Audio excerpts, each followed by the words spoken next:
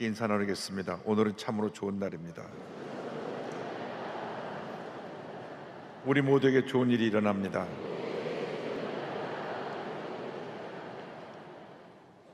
오늘 전 여러분과 함께 창세기 28장 1절 5절 말씀을 가지고 하나님이 내게 복을 주시어 여든 제목으로 함께 말씀의 은혜를 나누기 원합니다. 제목을 한번 크게 따라해 주시기 바랍니다. 하나님이 내게 복을 주시어. 하나님이 내게 복을 주시어. 인생을 살다가 보면 수많은 문제와 어려움을 만나게 됩니다. 그런데 우리를 가장 힘들게 하고 아프게 하는 것이 사람들과의 관계에서 오는 문제들입니다. 특별히 그 대상이 가족일 때는 고통이 더욱 심할 수밖에 없습니다. 아주 의족해 지내던 형제들이 부모님 돌아가시고 난 다음에 재산 분배로 다투고 원수처럼 지내게 되는 경우도 종종 보고, 아주 가까운 친구 사이에서 둘이 동업을 했다가 동업하는 게 문제가 되는 것은 잘 돼도 문제고 안 돼도 문제더라고요. 잘 되면 자기 때문에 잘 됐다고 생각해서 서로가 자기 몫을 더 가져가려고 그러고, 안 되면 상대편 때문에 안 됐다고 생각해서 상대편에게 원망을 합니다. 그래서 그렇게 가깝게 지내던 친구가 동업하고 난 다음에 완전히 남남으로 갈라서는 경우도 보았습니다. 그런데 오늘 말씀 보니까 성경에 야곱과 에서의 이야기가 나오는데 뱃속에서부터 싸웠어요. 창세기 25장 20절입니다. 그 아들들이 그의 태 속에서 서로 싸우는지라. 그가 이르되 이럴 경우에는 내가 어찌할꼬 하고 가서 야곱께 묻자온대. 그래서 해산할 때가 되어서 애가 태어나는데 서로 먼저 태어나려고 싸우다가 에서가 좀 더 힘이 세갖고 먼저 나오니까 야곱이 발목을 붙잡았습니다. 그것은 그 당시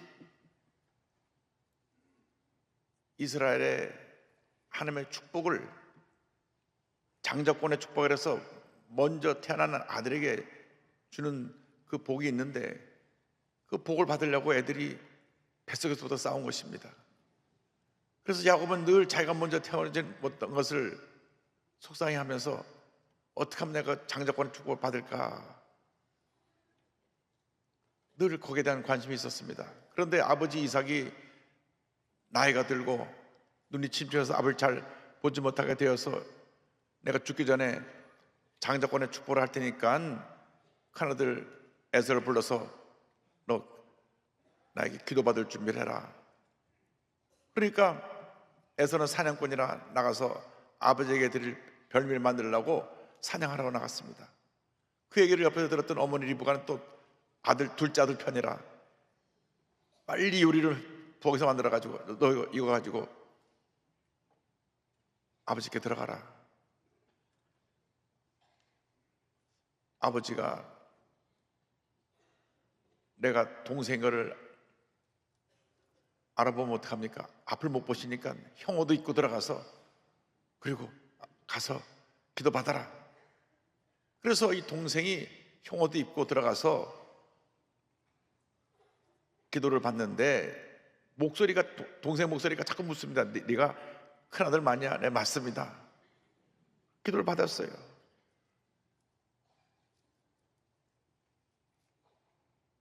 형 에서가 나가서 사냥을 해갖고 음식을 만들어갖고 들어오니까 이미 내가 축복기도 다 해줬다. 동생이 와서 기도받는 걸 알게 되고 분노했습니다. 아버지 돌아가실 때 얼마 안 됐으니까 이제 아버지 돌아가시면 내가 동생을 죽여버려야 되겠다.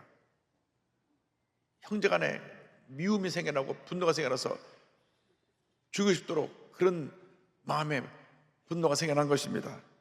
창세기 7장 41절은 이렇게 설명합니다. 그의 아버지가 야곱에게 축복한 그 축복으로 말미암아 에서가 야곱을 미워하여 심중에 이르기를 아버지를 국할 때가 가까웠은즉 내가 내 아우 야곱을 죽이리라 하였더니, 이 내용을 알게 된 어머니 리브가가 자기가 사랑하는 야곱을 오라버니가 있는 바단 아람으로 보내서 거기서 피신해 있게 합니다. 야곱아, 너 외삼촌 집에 좀 가 있어라. 형이 분노해갖고 너를 죽이려고 하니까 좀 피신해 있어라. 그래서 이삭에게 야곱이 당분간 외삼촌 집에 가 있어야 되겠습니다 하니까, 그래, 그럼 내가 축복기도 해줄 테니까 내게 오게 하라. 그래서 아버지가 이삭이 야곱의 기도와 당부를 합니다. 아버지 이삭은 기도의 사람이었습니다. 먼 길을 떠난 야곱을 위해서, 그를 위해서 간절히 기도해 주었습니다. 자녀들을 위해 기도하는 부모님의 기도가 자녀의 운명을 바꿔놓습니다. 기도하는 부모를 가진 자녀는 복된 자녀입니다. 왜냐하면 하나님께서 부모님의 기도를 들으시고 일생을 책임져 주시기 때문인 것입니다. 잠시 사춘기 때 애가 속을 썩이고 곁길로 간다 할지라도 하나님께서 궁극적으로 그 자녀가 주님 안에서 복받는 삶을 살도록 삶을 인도해 주시는 것입니다. 그래서 자식을 둔 부모의 의무는 늘 자녀가 잘 되도록 기도하는 것입니다. 하나님께 복을 주도록 기도하는 것입니다. 기도하는 부모가 있는 한 자녀는 절대 망하지 않습니다. 기도하는 부모로 인해서 자녀가 잘 되게 되는 것입니다. 그래서 이삭이 야곱을 위해서 간절히 기도해 주고 난 다음, 너 가서 이방 사람들 중에 아내를 취하지 말고 너희 외삼촌 딸 중에 아내를 얻어라 당부를 합니다. 창세기 28장 1절 2절입니다. 이삭이 야곱을 불러 그에게 축복하고 또 당부하여 이르되 너는 가나안 사람의 딸들 중에서 아내를 맞이하지 말고 일어나 밧단 아람으로 가서 내 외조부 부델의 집에 이르러 거기서 내 외삼촌 라반의 딸 중에서 아내를 맞이하라. 믿음의 사람들은 반드시 믿음의 사람을 만나야 됩니다. 믿음의 사람이 불신앙의 사람을 만나면 평생 많은 어려움을 겪게 되는 것입니다. 여러분 자녀가 배우자를 택할 때도 믿음의 사람을 택할 수 있게 되기를 바랍니다. 성격이 좋고 믿음 있는 사람이면 그냥 합격입니다. 그가 뭐 돈이 많고 많이 배우고 그건 그 두 번째 문제고, 성격이 좋아야 돼요. 성격이 모나 있으면 안 됩니다. 우리 예수를 잘 믿어야 돼요. 그러면은 그에게 자기 딸을, 아들을 줄 수가 있는 것입니다. 사업을 경영하는 분들은 성격이 좋고 믿음 좋은 사람들을 사원으로 택해야 사업이 잘 되는 것입니다. 모든 문제가 이 믿음이 없는 사람, 매사 부정적인 사람, 좀 성격이 삐뚤어진 사람, 자기 주장이 너무 강한 사람, 걸핏하면 화를 너무 잘 낸 사람, 이런 사람들을 통해서 많은 문제가 생겨나게 되는 것입니다. 우리 일생 동안 관계 일생인데 이런 사람들을 우리가 곁에 두고 있으면 평생 고생하게 되어 있습니다. 이런 사람과는 어울리면 안 됩니다. 부정적인 사람, 늘 불평하는 사람, 걸핏하면 하루도 몇 번씩 화를 내고 소리를 지르는 사람들은 거리를 멀리 둬야 됩니다.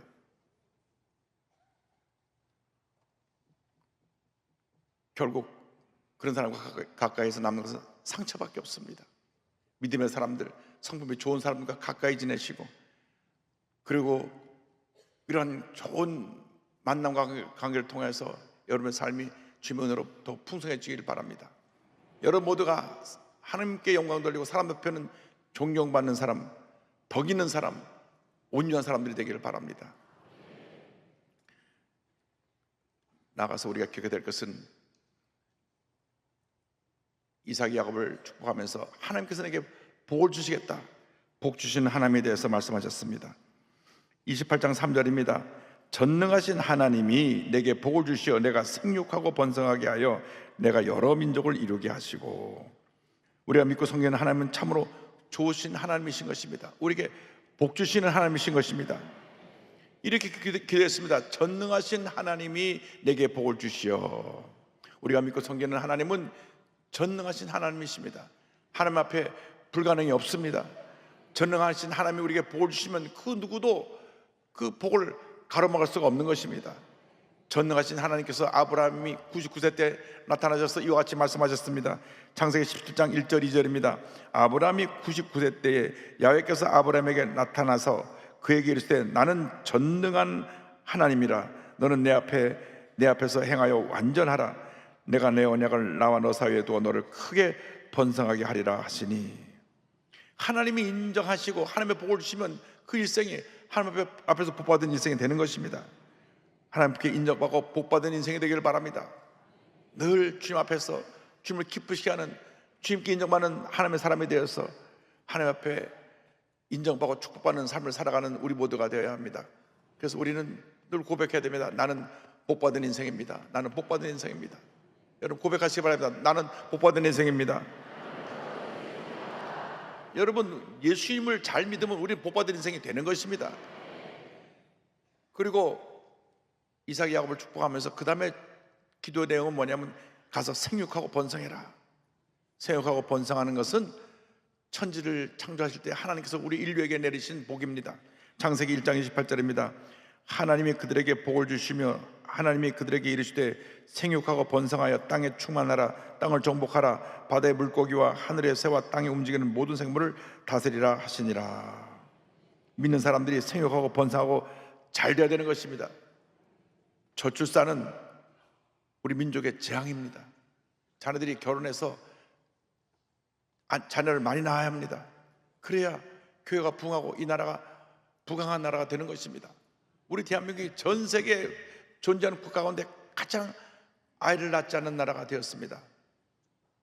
출산율이 0.7이니까 3명 중에 한 아이가 태어난 정도로 그만큼 아이가 태어나고 있지 않습니다. 두 사람이 결혼해서 둘을 낳아야 그냥 정상이 유지되는데 0.7이니까 누구 말하기를 2050년쯤 되면 우리나라 인구가 절반으로 준다고 하는 그런 통계도 내놓았습니다. 그렇기 때문에 우리가 믿는 사람들이 앞장서서 하나님의 명령을 따라서 생육하고 번성해야 되는 것입니다. 자녀를 많이 낳아야 됩니다. 하나를 낳으면 부모에게 기쁨이 되고, 둘을 낳으면 이웃에게 기쁨이 되고, 셋을 낳으면 세상이 변화되고 나라의 기쁨이 되는 것입니다. 기본 3명, 권장사항 5명입니다. 이번에 자연임신으로 5 쌍둥이를 낳은 사람이 있습니다. 서울 성모병원에서 5 아이를 낳았는데요, 아버지가 31살 김준영 씨, 엄마가 사공혜란 씨 30살입니다. 30살, 31살, 30살짜리가 5을 낳았으니 이제부터 한 부인이 45살 때까지 계속 낳으면 10몇 명은 낳을 수 있을 거예요. 저희 교회 기록이 13분 낳은 분이 있는데 그 기록을 이분들이 깼으면 좋겠어요. 여러분 자녀를 많이 낳으면 하나님께서 그 자녀를 책임지고 복을 주십니다. 생육하고 번성하라는 하나님의 뜻입니다. 제가 며칠 전에 새로운 이스라엘 대사를 뵀는데 이스라엘 나라의 출산 목표가 3.5명이랍니다. 기본적으로 3명 이상은 지금 다 낳는다고 합니다. 현재 3.1인데 3.5까지 올린다고 합니다. 왜? 그 작은 나라가 그 중동에 둘러싸여서 나라를 유지하고 나라가 부강해지기 위해서는 아이를 많이 낳아야 되니까 기본적으로 3명입니다. 여러분 이것은 하나님의 명령입니다. 생육하고 번성하라. 우리가 웃고 넘어갈 것이 아니라 정말 우리 민족의 백년대계를 위해서 우리가 아이를 많이 낳아야 되는 것입니다. 그리고 나서 아브라함에게 허락하신 복을 내게 주시라고 기도했습니다. 창세기 28장 4절 보면 이와 같이 말씀합니다. 아브라함에게 허락하신 복을 내게 주시되 너와 함께 내 손에게도 주사 하나님이 아브라함에게 주신 땅 곧 내가 거류하는 땅을 내가 차지하게 하시기를 원하노라. 아브라함에게 허락하신 복이 무엇입니까? 그가 갈대 우르에 살 때 75세 때 그를 부르시면서 주신 말씀이 창세기 12장 2절로 3절입니다. 내가 너로 큰 민족을 이루고 내게 복을 주어 내 이름을 창대하게 하리니 너는 복이 될지라. 너를 축복하는 자에게는 내가 복을 내리고 너를 저주하는 자에게는 내가 저주하리니 땅의 모든 족속이 너로 말미암아 복을 얻을 것이라 하신지라. 하나님께서 아브라함에게 주신 복입니다. 이 아브라함의 복을 우리가 예수 믿을 때 이미 우리가 다 받게 된 것입니다. 아브라함의 복이 뭐냐? 예수 믿고 난 다음 하나님께서 우리 이름을 창대케 만들어 주시고, 나아가서 우리를 복의 근원이 되게 만들어 주시고, 우리를 축복하는 자에게 하나님께서 그를 축복해 주시고, 우리를 저주하는 사람 하나님께서 그를 저주하십니다. 땅의 모든 족속이 우리로 말미암아 복을 받게 되는 것입니다. 우리 예수 믿는 사람들로 말미암아 땅의 모든 족속이 다 복을 받게 되는 것입니다. 예수를 믿는 그 순간 우리는 이 아브라함의 복을 받았습니다. 성경 갈라디아서 3장 9절은 설명합니다. 그러므로 믿음으로 말미암는 자는 믿음이 있는 아브라함과 함께 복을 받느니라. 여러분, 저주받은 인생이 아니라 복받은 인생으로서 분명한 정체성을 가지고 살아가는 여러분 모두가 되기를 바랍니다. 나는 주님 안에서 복받은 인생이다. 우리가 하나님 뜻대로 살아가고 하나님의 영광을 위해서 헌신할 때 하나님께서 우리에게 복을 내려주시는 것입니다. 영혼이 잘된 같이 범사가 되며 강건하게 되고 생명할 때 풍성하게 되는 얻는 복을 내려주시는 것입니다. 나가서 약속의 땅 가나안에 거하는 복을 주셨습니다. 창세기 17장 8절입니다. 내가 너와 내 후손에게 내가 거류하는 이 땅 곧 가나안 온 땅을 주어 영원한 기업이 되게 하고 나는 그들의 하나님이 되리라. 하나님의 자녀들은 하나님이 약속하신 땅에서 하나님의 은혜 가운데 복받은 인생을 살게 되는 것입니다. 더 이상 우리는 저주받은 인생이 아닙니다. 많은 사람들이 예수를 믿고 나서도 예수 믿기 전에 상처받은 과거에 붙잡혀 삽니다. 그래서 절망합니다. 우울증에 빠지기도 합니다. 여러분, 과거의 상처는 다 지나간 것입니다. 상처에 붙잡혀 살면 안 됩니다. 과거에 붙잡혀 살면 안 됩니다. 우리는 주님 안에서 새롭게 변화된 새로운 피조물인 것입니다. 고린도후서 5장 10절에 이와 같은 위대한 선언이 있습니다. 그런즉 누구든지 그리스도 안에 있으면 새로운 피조물이라. 이전 것은 지나갔으니 보라 새 것이 되었도다.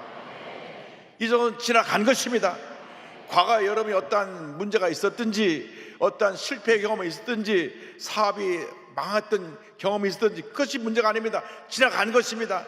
인간의 삶에 업앤다운이 있는데 상처 입히고 절망한 과거에 붙잡아 살지 말고 하나님 나와 함께 하시고 하나님께 은혜 주시고 나에게 복을 내리신 그 아름다운 기억만을 가지고 거룩한 꿈을 갖고 전진해 나가는 여러분 모두가 되기를 바랍니다. 예수 믿는 사람은 절대 과거에 붙잡혀 살면 안 됩니다.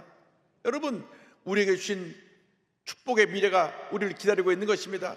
찬란한 미래가 우리를 기다리고 있는 것입니다. 절대로 과거에 붙잡힌 사람이 되지 말고 미래를 꿈꾸며 전진해 나가는 복받은 인생이 되기를 바랍니다. 하나님께서 사용하시는 사람들은 꿈꾸는 사람들입니다. 미래를 바라보고 나가는 사람들입니다. 자꾸 뒤를 돌아보고 과거에 실패했던 것, 상처받았던 것, 누가 날 욕했던 것, 내가 누구와 원수진 것, 이런 거 가지고 살면 그 인생은 불행합니다. 과거에 매여서 불행한 인생을 살지 말고 미래를 바라보며 미래를 향하여 거룩한 꿈을 꾸며 복된 인생을 살아가는 여러분 되기를 주님의 이름으로 축원합니다. 여러분, 우리가 예수 믿고 복받은 인생을 살기 위해서는 미래지향 인생을 살아야 되는데 그 삶의 축복의 기준이 먼저 하나님의 나라와 하나님의 뜻을 구하는 것입니다. 예수님께서 마태복음 6장 33절에 말씀하셨습니다. 그런즉 너희는 먼저 그의 나라와 그의 의를 구하라. 그리하면 이 모든 것을 너에게 더하시리라. 여러분의 삶에 우선순위를 바르게 해야 됩니다.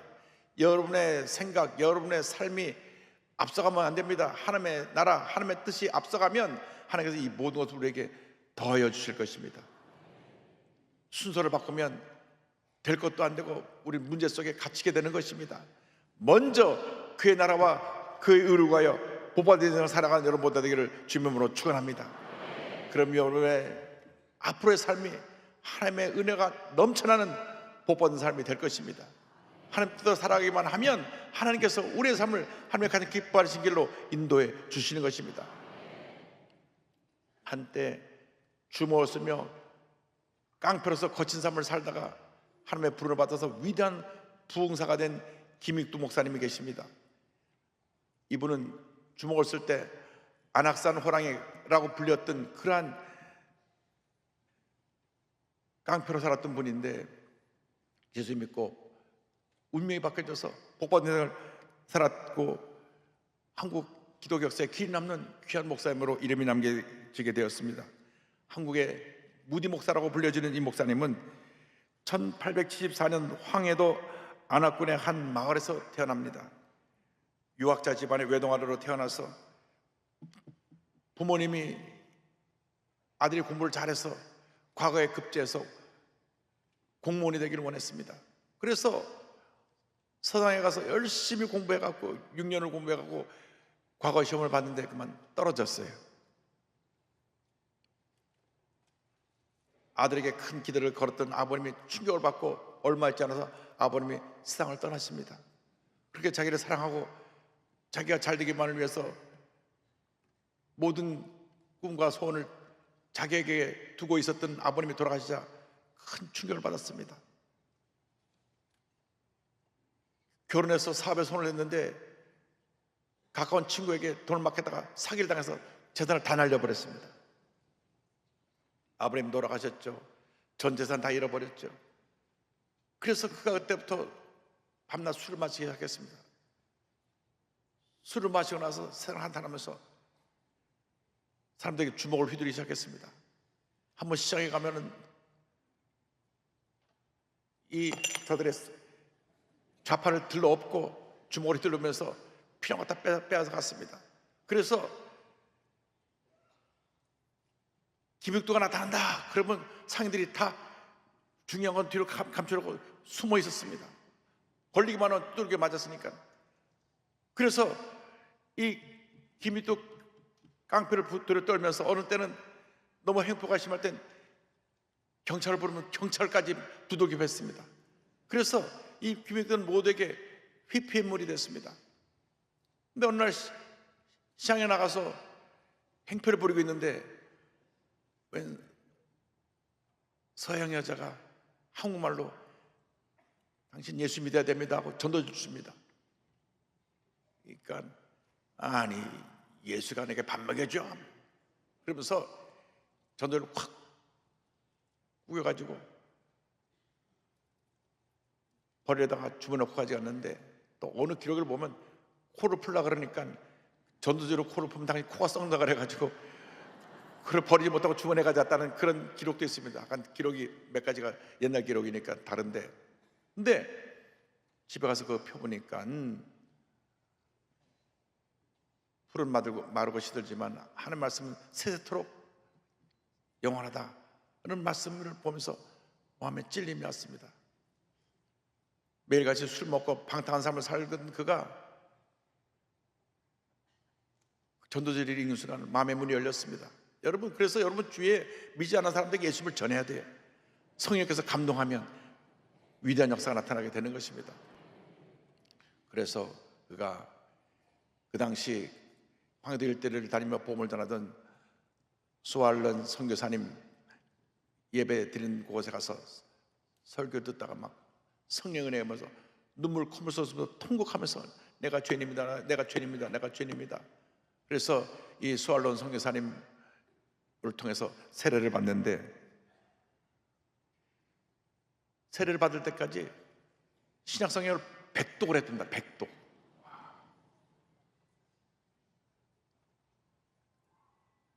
그런데 성경을 100독 하는 동안에 성령이 임해가고 불이 떨어지는 마음이 뜨거워지면서 성령 음성을 듣습니다. 익두야 익두야 하는 성령을 듣고 대굴대굴 그러면서 내 남은 여생 주님에 바치겠습니다. 그래서 그가 성령의 충만을 받고 목사가 됐습니다. 깡패 김육도가 목사 되니까 아무도 안 믿었습니다. 저 사람 겉으로 저런 척 하면서 결국 우리 돈 뺏어갈까 다 두려워했는데 정말 그는 열심히 나가서 복음을 전하고 천사같이 변화돼서 하나님 영원에 살았습니다. 그런데 1919년 12월 25일 날 그가 대구 달성원 현풍읍내에 있는 현풍교회 가서 봉해린도 하는데 그 지역에 사는 거지 박수진이라고 하는 사람이 이곳에 와서 우연히 부흥회하는데 뒤에 앉아 있었습니다. 이 박순현이라는 사람은 10년 전에 사고로 이 턱이 떨어졌는데, 턱이 떨어져 갖고 앉아서 밥을 먹을 수가 없어요. 다 흘리니까. 누워 있으면 밥을 떠먹어야죠 먹는 그런 거지였습니다. 그런데 그걸 거지 보니까 얼마나 불쌍한지 김익두 목사님이 설교를 마치고 내려가서 기도하고 또 기도하고 또 기도하고 또 했더니 그 의학적으로 못 고치는 그 떨어진 턱이 붙어버렸습니다. 그래갖고 이 박수일이라는 분이 온 동네에 할렐루야 할렐루야 예수님 날 고쳐주셨습니다. 김익두 목사님 기도해서 고쳐주셨습니다. 다니면서 열심히 복음을 전해서 많은 사람들이 예수를 믿게 되고, 그로부터 계속 기도할 때마다 많은 병자가 낫기 시작했습니다. 날 때부터 다리가 불구된 8살 난 아이도 기도해서 일으켜 세우고, 등이 곱사된 손에 등이 펴지기도 하고, 맹인의 눈을 뜨기도 하고, 당시 동아일보에서도 이 내용을 기록했습니다. 김익두의 기자로 동아일보에서도 기사가 나왔고, 부흥회를 열면 수천 명씩 모여들어가지고, 그 당시에 기본적으로 3,000명, 4,000명 모여서 부흥회는 우리 김익두 목사님 부흥회밖에 없었습니다. 한 번은 김익두 목사님이 부흥회 가기 위해서 산을 넘어가는데 너무 더워서 산 정상에서 언덕 위에서 우통을 벗고 앉아서 쉬고 있는데 저 밑에서 웬 술 취한 사람이 하나 올라오더랍니다. 술 취한 사람이 하나 올라와가지고 자기를 보고 시비를 겁니다. 당신 왜 나보다 먼저 올라와 있어? 다짜고짜 시비를 걸고 두들겨 패기 시작하더랍니다. 옛날 같으면 한 주먹감인데 목사니까 두들겨 맞는 거예요. 한참 두들겨 맞고 난 다음 잠시 멈추셨을 때 물어봤습니다. 형님 다 때렸어? 그러니까 왜 또 맞고 싶어? 그러니까 그때 김익두 목사 정색하라고 이렇게 얘기했습니다. 예수는 내가 믿고 복은 자네가 받았네. 내가 김익두라는 사람이요. 그러니까 이 사람이 김익두가 누구냐니까 벌벌벌 떨면서 아이고 나 살려달라고. 그때 김익두 목사님이 이렇게 말했습니다. 내가 예수 믿기 전이라면 당신 오늘 장례식 날이라고. 내가 예수 믿은 덕에 당신이 오늘 산줄을 알라. 아이고 제가 잘못했습니다. 제가 어떻게 하면 좋겠습니까? 잔말 말고 나 지금 따라오라고. 그리고 다른 데 가서 부흥에 참석해갖고 예수 믿고 나중에 그 교회 장로가 됐습니다. 할렐루야.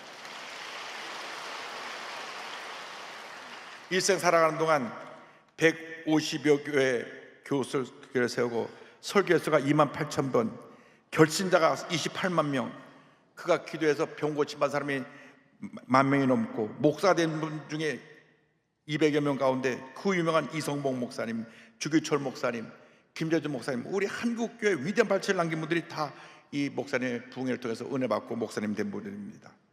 신사참배를 거부해서 고문을 당하고 목사직을 박탈당하고 6.25 동란 때 교회당에 예배드리다가 공산군이 들어와서 모든 교인과 함께 우리 목사님을 살해해서 그곳에서 순교했습니다. 1950년 10월 14일 날 그는 공산군에 의해서 총에 맞아 순교했습니다. 깡패 인생을 살다가 예수 믿고 평생 복받은 인생을 살았습니다. 하나님 앞에 위대한 일꾼으로 쓰임받았습니다. 여러분, 주님이 우리를 이렇게 사랑하십니다. 우리를 이렇게 사랑해서 여러분을 택하신 것입니다. 여러분이 예수 믿기 전에는 김익두처럼 거친 인생을 살았던 분도 있었을 것입니다. 제멋대로 사는 인생을 살았던 분도 있을 것입니다. 그러나 예수 믿고 복받은 인생이 됐습니다.